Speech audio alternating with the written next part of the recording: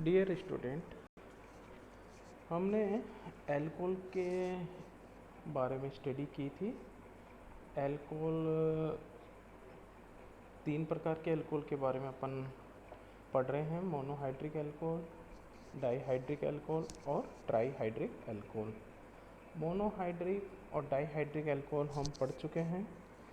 Dihydric alcohol में chemical reaction, एक important reaction आज हम स्टडी करेंगे, पिनेकोल पिनेकोलोन रीअरेंजमेंट।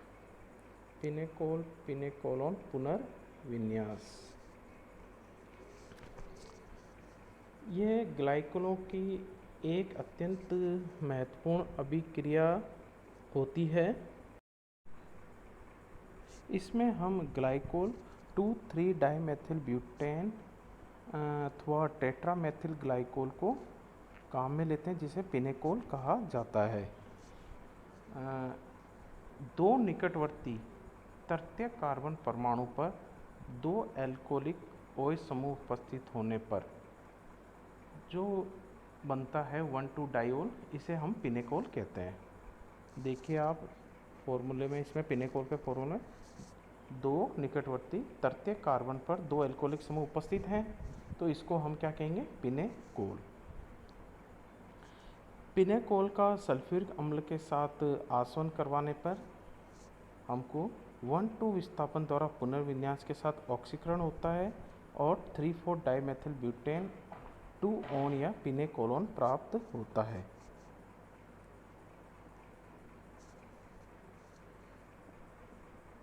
अब क्रियाविधि देखिए आप। पिनेकोल सर्वप्रथम हाइड्रोक्सिल समूह का उत्क्रमण प्रोटोनीकरण और जल के अणु का विलोपन। इसमें इलेक्ट्रॉन न्यून कार्बोधनायन कैटायन बनता है। कार्बोधनायन मतलब कार्बोकैटायन बनता है। इस कार्बोकैटायन का अगली स्टेप में पुनर्विन्यास होता है और कार्बोकैटायन सेकंड बनता है। कार्बोकैटायन सेकंड, इसमें से हाइड्रोजन का निष्कासित होकर के हमें पिनेकोलोन प्राप्त होता है। बच्चों, यहाँ महत्वपूर्ण बात यह है कि मध्यवर्ती कार्बोकैटायन फर्स्ट, ये खुद ही एक स्थायी तृतीय कार्बोकैटायन है, फिर भी ये पुनर्विन्यासित होकर कार्बोकैटायन सेकंड में परिवर्तित होता है। इसका कारण यह है कि कार्बोकैटायन सेकंड भी तृतीय कार्बन है, जिस पर जुड़े हुए OH जो समूह है उस पर अयुग्मित इलेक्ट्रॉन युग्म है, जो कार्बोकैटायन के धनावेश के साथ संयुग्मन में है। अतः अनुनाद द्वारा इसका स्थायीकरण हो जाता है, जिससे यह कार्बोकैटायन फर्स्ट से अधिक स्थायी होता है। इस प्रकार हमको पिनेकोल से पिनेकोलोन प्राप्त होगा। इसके बाद है बच्चों, अगला टॉपिक हमारा इम्पोर्टेंट टॉपिक रहेगा ट्राईहाइड्रिक अल्कोहल। ट्राईहाइड्रिक अल्कोहल, इसके अंदर ये 3 OH समूह जुड़े रहेंगे। ट्राईहाइड्रिक, इसका एग्जाम्पल है ग्लिसरॉल। ट्राईहाइड्रिक अल्कोहल में केवल ग्लिसरॉल ही महत्वपूर्ण होता है, अतः हम यहाँ ग्लिसरॉल का ही स्टडी करेंगे।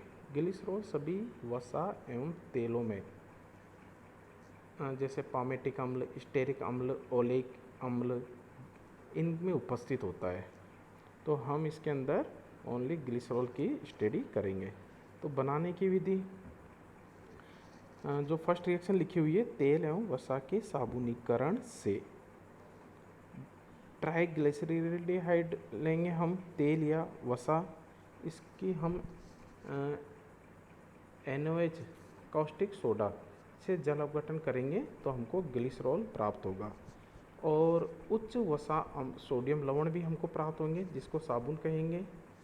साबुन बनाने में इसका उपयोग किया जाएगा। उच्च वसा अम्ल जो प्राप्त होंगे, इसका साबुन बनाने में इसका उपयोग किया जाता है। तो इस प्रकार से हम ग्लिसरॉल प्राप्त कर लेंगे।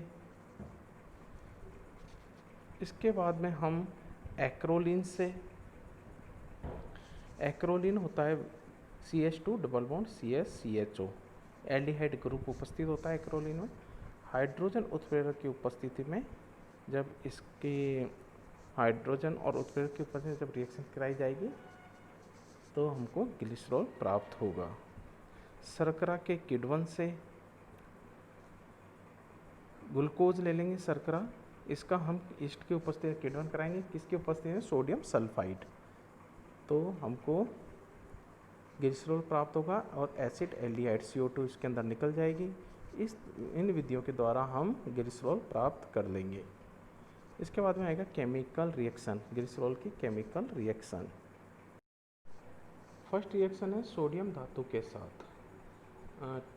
298 केल्विन पर सोडियम ग्लिसरॉल के प्रथम प्राथमिक एल्कोहलिक समूह से और 373 डिग्री केल्विन पर दूसरे प्राथमिक एल्कोहलिक समूह से अभिक्रिया करके हाइड्रोजन गैस मुक्त करता है। इसके अंदर ध्यान देना बच्चों, द्वितीयक एल्कोहलिक समूह की सोडियम से कोई क्रिया नहीं हो रही है, तो एक तो प्राथमिक वाले से हो रहा है और एक दूसरे प्राथमिक समूह से अभिक्रिया करके डाई सोडियम ग्लिसरोलेट प्राप्त होता है, या हम इसको कह सकते हैं डाई सोडियम लवण हमको प्राप्त होता है। अगली रिएक्शन है हैलोजन अम्लों के साथ में रिएक्शन। ग्लिसरॉल HCl गैस के साथ 383 केल्विन पर अभिक्रिया करके मोनोक्लोरोहाइड्रीन प्राप्त होता है। ध्यान देना बच्चों, इसमें मोनोक्लोरोहाइड्रीन, अगर हम HCl की अधिकता ले लें और अधिक मात्रा में तो हमको प्राप्त होगा डाइक्लोरोहाइड्रीन। अधिकता में क्या प्राप्त होगा, डाइक्लोरोहाइड्रीन, और HCl कम मात्रा में लेने पर हमको प्राप्त होगा मोनोक्लोरोहाइड्रीन। अगली रिएक्शन है HI के साथ में रिएक्शन, हाइड्रोजन आयोडाइड के साथ में रिएक्शन। इस रिएक्शन में हम HI की कम मात्रा लेंगे तो हमको एलिल आयोडाइड प्राप्त होगा। ध्यान से देखिए बच्चों रिएक्शन को, हमको क्या प्राप्त होगा, एलिल आयोडाइड। और HI की अधिकता के साथ में अगली रिएक्शन जो है HI की अधिकता के साथ में, इसके अंदर हमको आइसोप्रोपिल आयोडाइड प्राप्त होगा, आइसोप्रोपिल आयोडाइड। थर्ड रिएक्शन है सांद्र नाइट्रिक अम्ल के साथ में अभिक्रिया। नाइट्रिक अम्ल के साथ में H2SO4 की उपस्थिति में अभिक्रिया होगी। 3 अणु HNO3 के लेने पर हमको नाइट्रोग्लिसरीन, जिसको हम कहेंगे ट्राई नाइट्रेट, प्राप्त होगा। फोर्थ रिएक्शन है फास्फोरस हैलाइड के साथ में। फास्फोरस हैलाइड में हम PCl3 या फिर PCl5 के साथ में रिएक्शन कराएंगे। दोनों के साथ में रिएक्शन कराने पर हमको ट्राइक्लोरो प्राप्त होगा और POCl3 HPO3 निकल जाएगा। अगली रिएक्शन है एसिटिलीकरण। ग्लिसरॉल की अभिक्रिया एसिटिल क्लोराइड के साथ जब हम कराएंगे तो हमको ग्लिसरॉल ट्राई एसीटेट प्राप्त होता है। ध्यान देना इस पे, ग्लिसरॉल ट्राई एसीटेट। बच्चों अगली रिएक्शन है ऑक्सीकरण। ग्लिसरॉल का ऑक्सीकरण फर्स्ट वाली रिएक्शन है जिसमें हमने पर आयोडिक अम्ल HI4 की उपस्थिति ली है। इसकी उपस्थिति में जब इसका ऑक्सीकरण करेंगे तो हमको फॉर्मेल्डिहाइड और फॉर्मिक एसिड प्राप्त होता है। दूसरी रिएक्शन में हम KMnO4 अम्लीय माध्यम में अभिक्रिया कराने पर हमको ऑक्जेलिक एसिड प्राप्त होता है। तो ये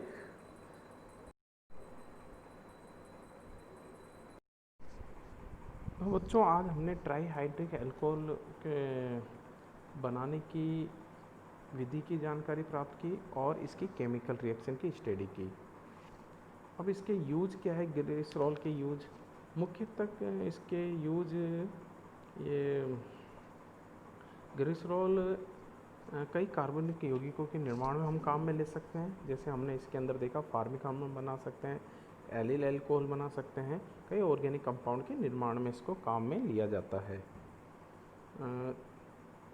इसका एंटी फ्रीजिंग के रूप में इसको काम में लिया जाता है लुब्रिकेंट्स में इसको काम में लेते हैं, मिठाइयों, औषधियों, भोजन में इसको प्रिजर्वेटिव, परिरक्षक के रूप में इसको हम काम में लेते हैं।